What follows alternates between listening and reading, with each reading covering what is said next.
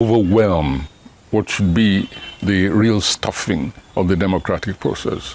I'll give you an example. In fact, one of the reasons why I refuse to endorse any candidate or be seen, forget what people put in my mouth, is that as far as I was concerned, none of the candidates for me actually addressed things which were closest to my heart, like, again, reconstructing the nation. Yeah, there were token statements here and there that I read, but I didn't really see any genuine commitment, any believable agenda about, quote-unquote, restructuring, decentralization, which is at the heart, for me, of Nigeria's problem at the moment. People were more concerned, in my view, with just aiming for power. Now, it's not all about reconstruction. There's also the redressing of history. Let me explain what I mean by that. I mean the things which Mecca and I used to discuss and even work towards. For instance, we believe that to close this circle of negativities that we have embarked upon just before and including the Civil War, I happen to believe, for instance, that the presidency, as soon as possible, should go towards the eastern region, which lost a war. That this is one of the ways to heal the wounds of the nature. Now, that is a principle, a philosophy. And towards that end, for instance, I can reveal to you, when I formed a party at one time, the Democratic Front for the People's Federation, right, which Obasanjo at the time refused to register. I mention him because he was the one dictating to INEC, so don't tell me I should say INEC. Let me anticipate that. And then we teamed up with the African Renaissance Party, which was registered. So a small party who had an office along the Badagry Road, but at least they were registered. And our candidate at the time was Patu Tome. Many people don't remember that. Didn't work out. No, doesn't matter. These things don't happen suddenly. It's a progression. The following election, Emeka Anyaoku, for instance, phoned me one morning and said, "Have you heard about this young man called Kingsley Moghalu?" And I said, "Do you think he's the kind of person we're looking for?" He said, "I think so." So we met, and we decided we're going to back Kingsley Moghalu. Later on, for reasons best, which I didn't even bother to probe very much, Anyaoku sort of withdrew a little bit. I was left holding the baby. I didn't mind. I enjoyed it. I believed in it, absolutely. But what did I get? What did I get in response from quarters which I thought would understand what we were trying to do? They came at me and said I was splitting the votes of the Igbo. And, when I encounter situations like that, I come close to saying, do these people understand the complexities of democracy? That democracy is actually linked up, with issues beyond the immediate. It's linked up also with history. How did we get here? Is this where we want to be? How do we get out of it? What are the various prospects? And you strengthen democracy by using democratic means of making changes to arrive at your vision of society, which is what I've always done, what I've always believed in. And when I encounter a situation where the ethnic issue, which is permanently there, or for a lot during this election. Oh, yes. Or the religious issue becomes paramount, rather than a holistic look at history and a commitment to change within society, then I come close to really thinking with you that maybe what you just said was right, that maybe our people have not really, penetrated through to the intricacies of democracy, to the principles, to the imperatives in a total comprehensive manner, so that they only pick at one time, or one thing, one strand at a time. They worry that strand to death, and in the process, they strangle one another, where possible, with the strands, those bits and pieces that they've taken out of totality. And of course, there are opportunists. Who also manipulate the space. They understand what democracy is about, but they also know how to manipulate the processes of democracy, how to twist the urgencies, the imperatives of the democratic ethos. They know how to twist it. They know how to play on raw emotions, on primitive instincts. They know how to just set one side against another simply to arrive at their goal, which is power. Unstinted power, selfish, alienating power, just power. That's what they're after. Now, Prof, you earlier said that even though it was disappointing, you were sad to learn about quite a number of the things that were reported to have happened, but that they weren't really surprising because there had been a build-up even before you traveled.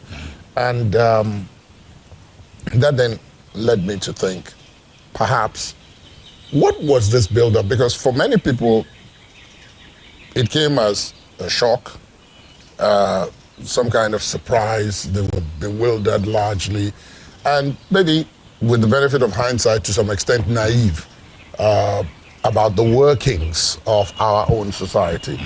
Many people assumed that we had overcome quite a number of the religious differences because there was so much intermarriage and all of that across ethnic groups and so on, that, look, quite a number of these things we had put behind us, only for them to resurface and resurface with a vengeance in this election cycle. Is that perhaps what you meant by, what exactly did you mean? Yes. By all right.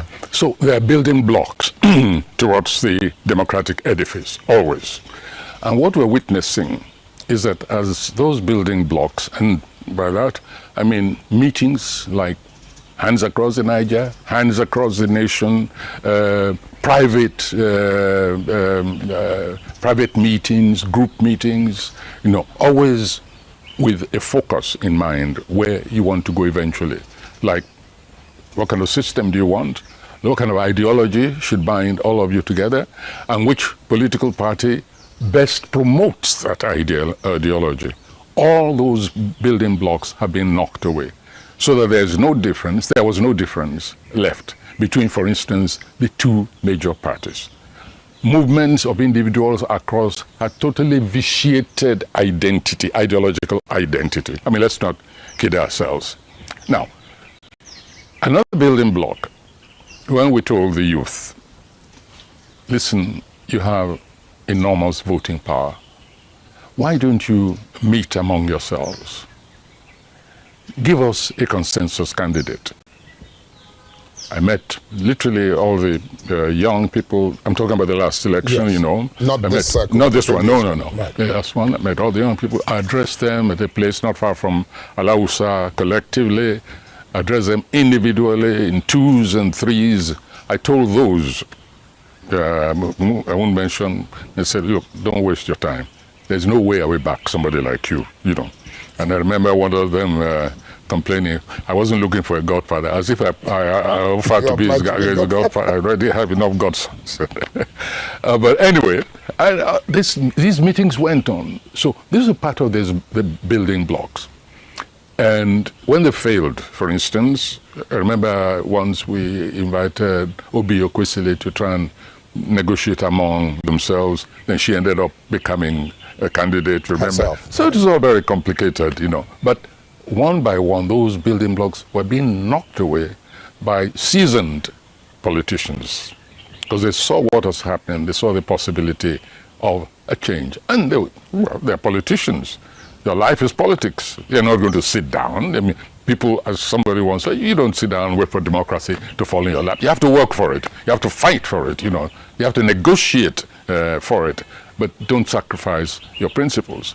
And so we have those other blocks. In other words, this election actually is a consequence. I mean, what happened at these elections, the emergence, for instance, of quote-unquote a third force, you see, it didn't happen overnight. It's a build-up on all those blocks I have already cited. And so the moment came when it seemed as if we had reached a mass moment. Unfortunately, a bit of fascism, from our observation, and this is one of the reasons why I was happy I was away at the time. A lot of fascism was creeping in. People saw what was supposed to happen, what we expected to happen, to be a divine command, to be inevitable, and to be right there and then, and began to act fascistically to other people. If you disagree with them on strategy, on even little issues of tactics, because they kept communicating with me that we don't like what we're seeing, what's developing here. So once again, the building blocks were not even just by the old brigade, but even by the youth. Oh, I forgot to mention SARS. SARS was another build-up. NSARS was another build-up. Significant momentum in the mobilization of alternative force within the nation. So there was alarm. One, by the old brigade, and as I said, there was a creeping fascism within the ranks by the new brigade. I watched a program, and when I watched this person speaking on air, I said, I understand, I can see what I was hearing now about. I could see how this new force was beginning to lose momentum, was beginning to lose even support because of a fascistic tendency among the followers.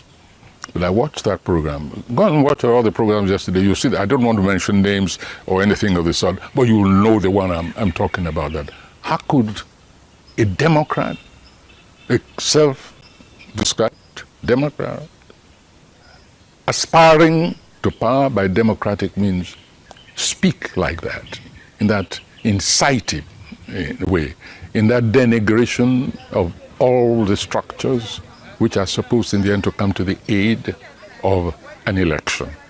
Those structures will not guarantee they will not decide the result, but they at least will guarantee a reasonable, sustainable edifice of the democratic process. And I listened to that man talking, and I said, oh God, Nigeria is in trouble. Now, Prof, part of the reason why I said earlier that, and why I thought you were someone we could talk to about the nature of democracy, the way our own democracy has evolved, and why we seem, shall we say, to be off the rails with it, goes back to your own struggles against, shall we say, the entrenched or vested interests. The what, sorry? The entrenched or vested interests. Yes. Because I again went back and had to read up your encounter in Western Nigeria, where you felt you had no option.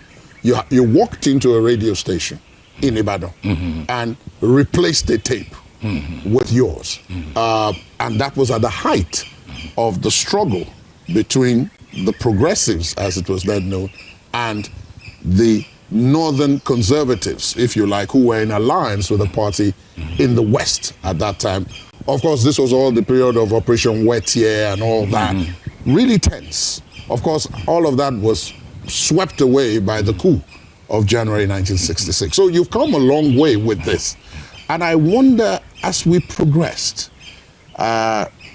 down that road, the interregnum of military, many people blame the military, that they're the ones who took us off the rails, and we haven't been back because they haven't left. They've only changed uniforms.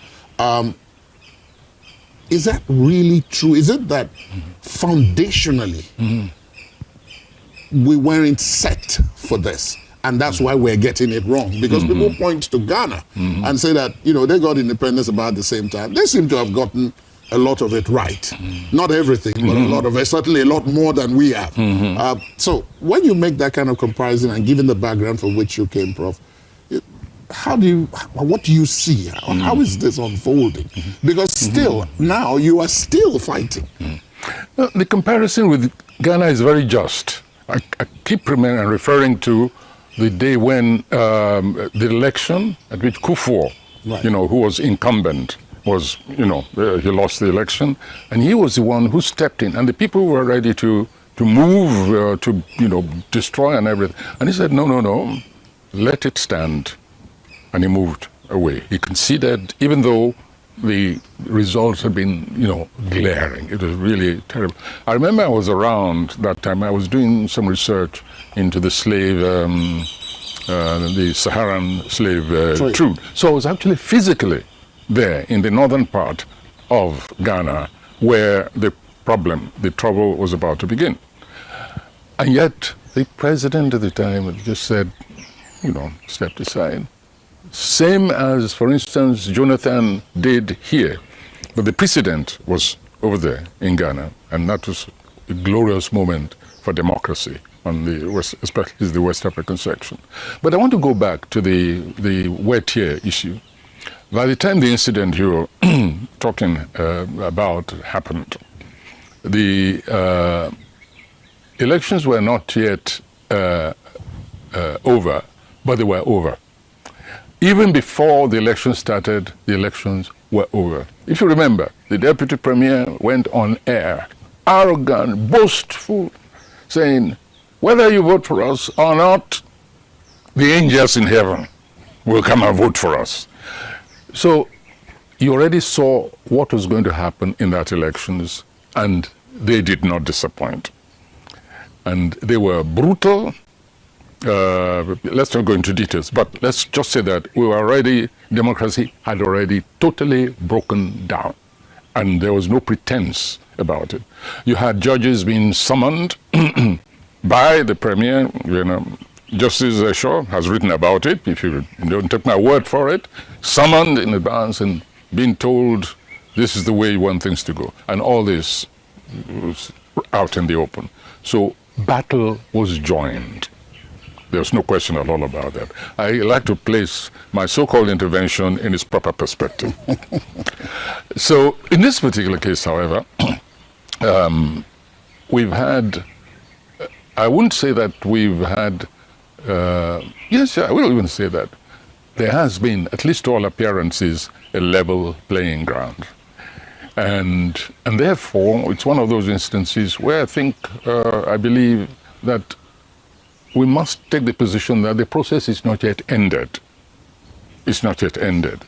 And until the final pronouncement is made, as far as I'm concerned, the electoral process is still on. As long as there are avenues still, and there were none at the time we're talking about, absolutely none. As long as the avenues still exist for contesting what has already been contested, well, for me, the democratic process, the electoral process is still on. We can still come back, I believe, to that phase, that moment when we all said, when we had a common purpose, and we said, enough of military rule. I'm talking about June 12th. Yeah. And everyone came together and demonstrated, not just to ourselves, but to the whole world, that yes, we know what democracy is, and we know how to practice it. And unfortunately, we seem not to have succeeded in reaching that level of democratic concert, as we exhibited when we said, look, let us take back our own volition, our political volition, and get rid of the khaki boys. And we can still come back to it. The first thing is this, that even with this election, we can still come back to it. The first thing is, I believe that all these political contestants firing brickbats at each other, I think the first thing is for them to send all their spokesmen and women on vacation and say that, okay, we reached the major phase, we completed the major phase of the electoral process. Thank you very much. You've spoken for us enough. From now on, we'll speak in our own voices. I say this in all seriousness because, again, I sent for the paper. I read the papers of Saturday and Sunday since I came, and I read the pronouncements of one of the spokesmen of the political parties. And I asked myself, is this coming before the violence which I've been reading about in Lagos, or is it coming after? It's like what was happening, what has been reported happening, and which people whom I rely on have described to me in Lagos State, for instance. It's like it was happening somewhere in the Ukraine, to read what this fellow, who's supposed to be a lawyer, educated, and who's been also from one party to the other, and back again, and then back again, to read what this, for me, young man was writing at the height of turmoil between ethnic groups in Lagos, when by now he should be busy now pouring oil on troubled waters. This fascistic language, which I've complained about earlier, was coming out of this, spilling out vitriol in the pen. I think the politicians should send all their spokespeople away on vacation, so that we know then that we're dealing directly with the principals. That way, they also will be in calmer waters, not being, not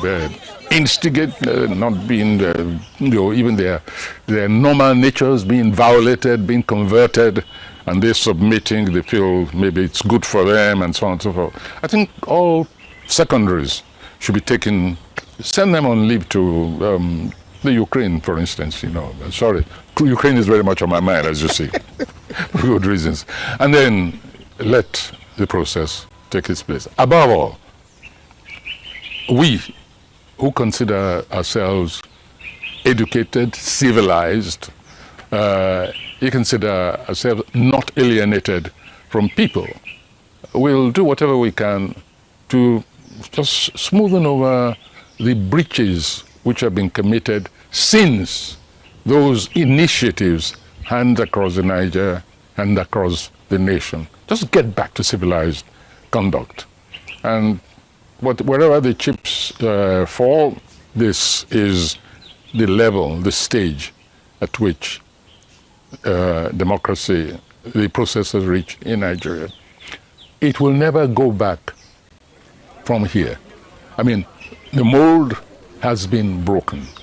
A pattern has been set. People are discovering that they're not as powerless, especially the young, as powerless as they think. More than a point has been made, a goal has been scored. Let's put it this way.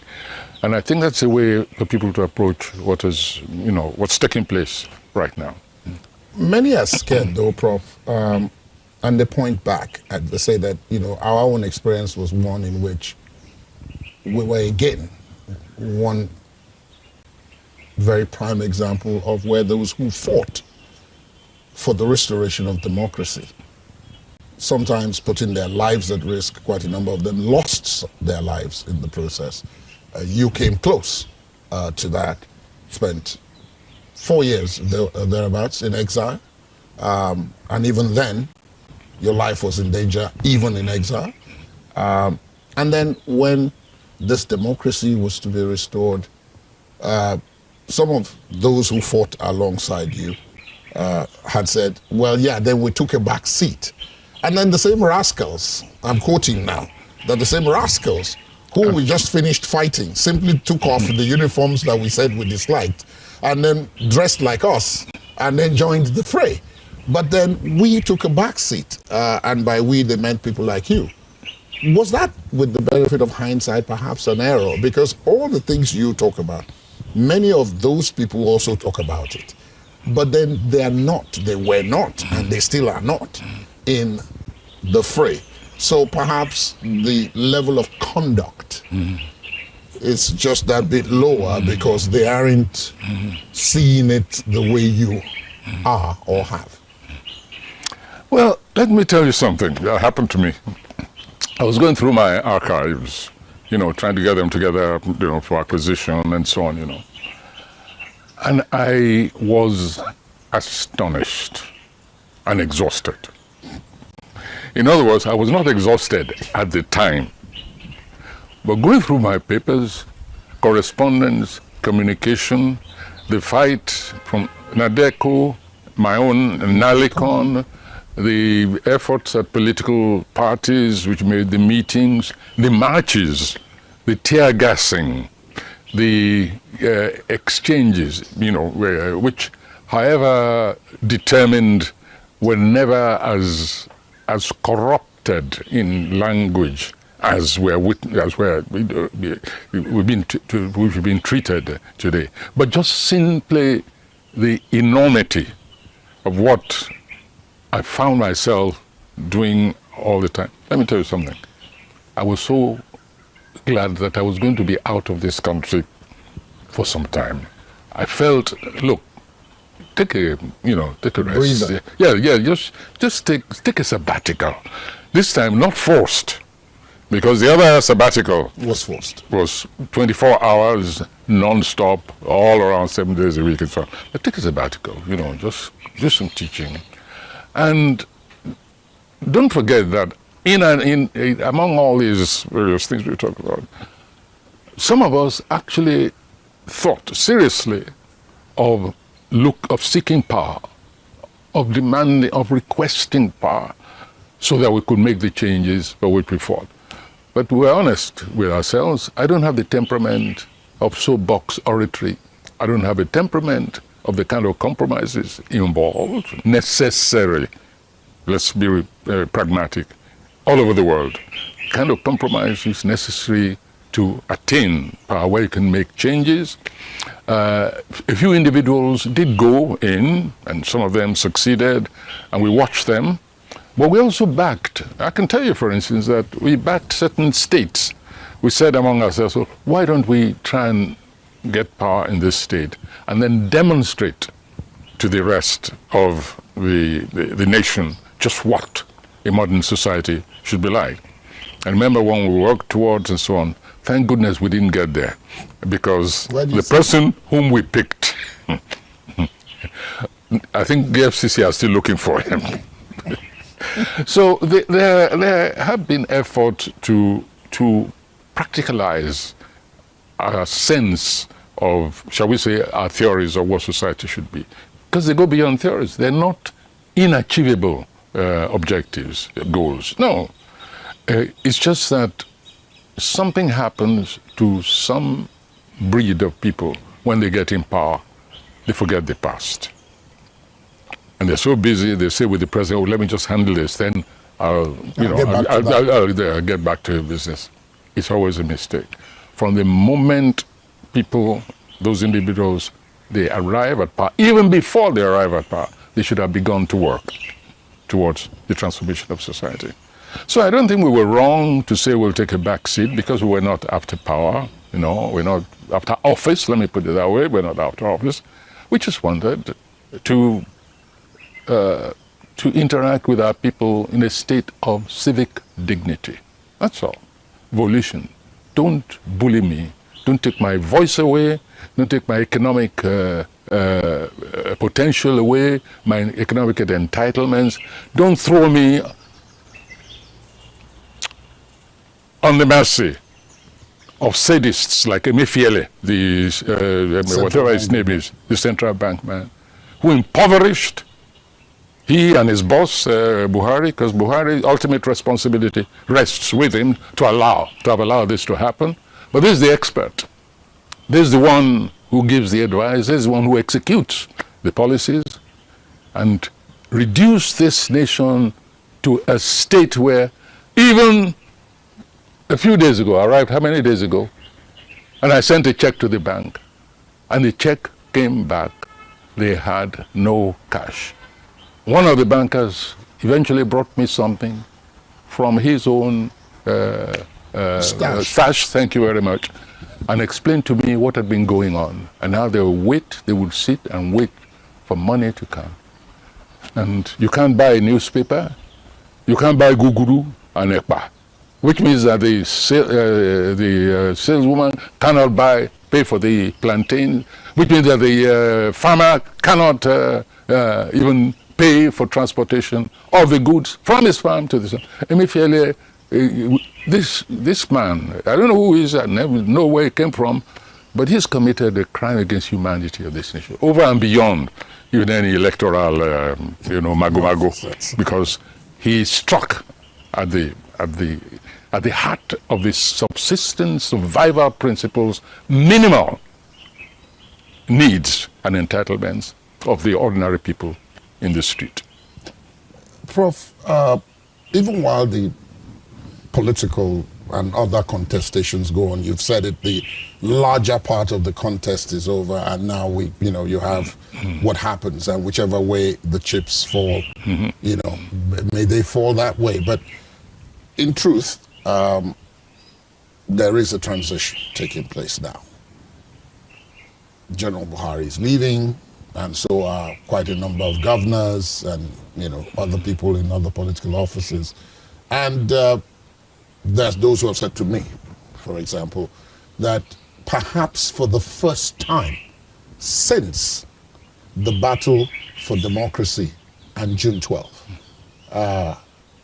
was undertaken and fought to a conclusion, which birthed the Fourth Republic, you actually now have someone who's been declared president who was part of that battle.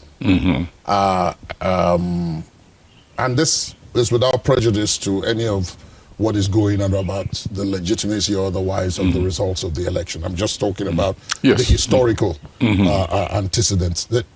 And that therefore, perhaps we may now dare to hope that some of the things you've talked about that we seem thus far not to have gotten right, we may be beginning to go there. You talk about a mold being broken. Yes, sir. Is that part of the mold being broken? Yeah, well, sometimes, the saying, to make the omelette, you must first break the egg. Yes, right. And that egg has been broken. So what are the ingredients the incumbent needs to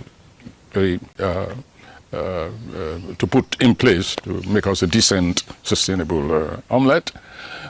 Let me begin from the negative side. An awareness, by the way, and I believe this is not conspiracy theory. I believe that there was, and I'd heard about this before, and I have reason to believe it, that there was an agenda from the very beginning to scuttle this election. There was an agenda to scuttle it.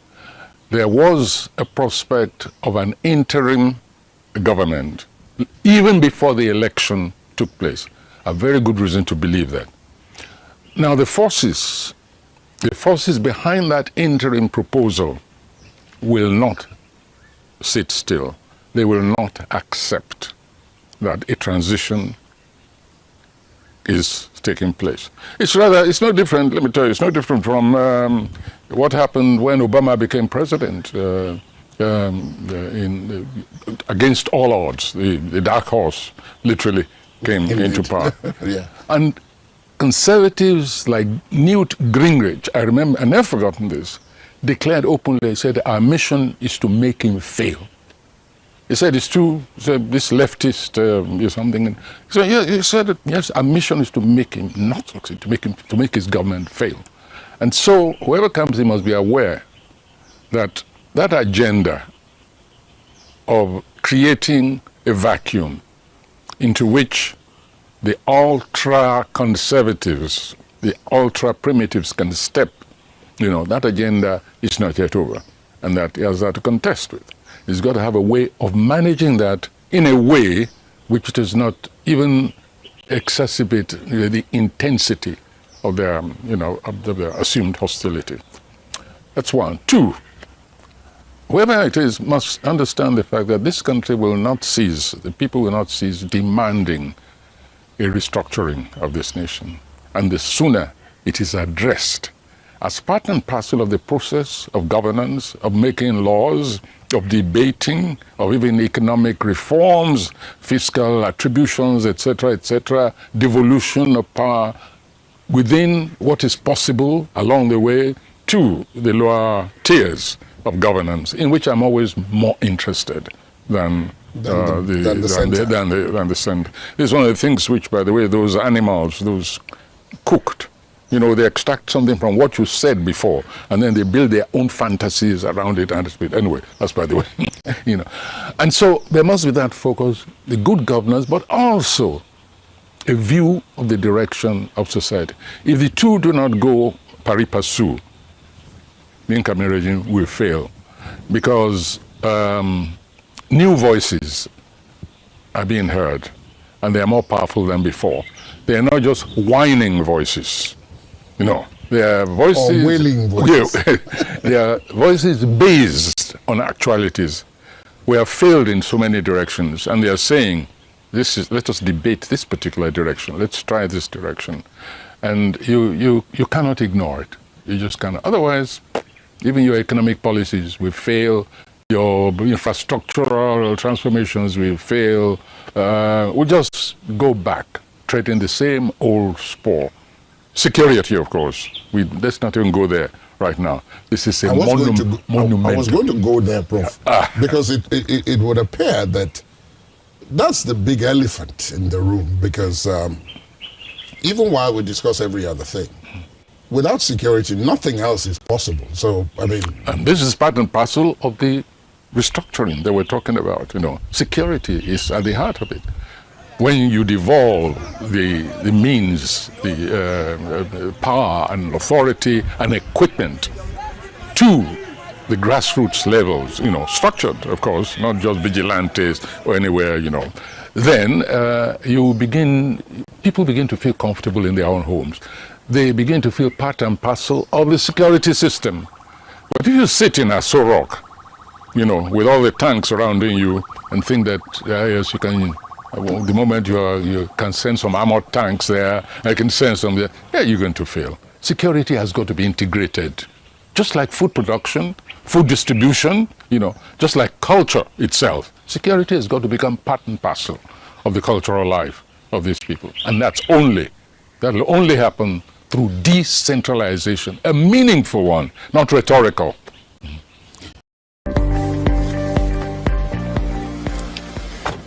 I'm actually really excited about this. Someone's walking around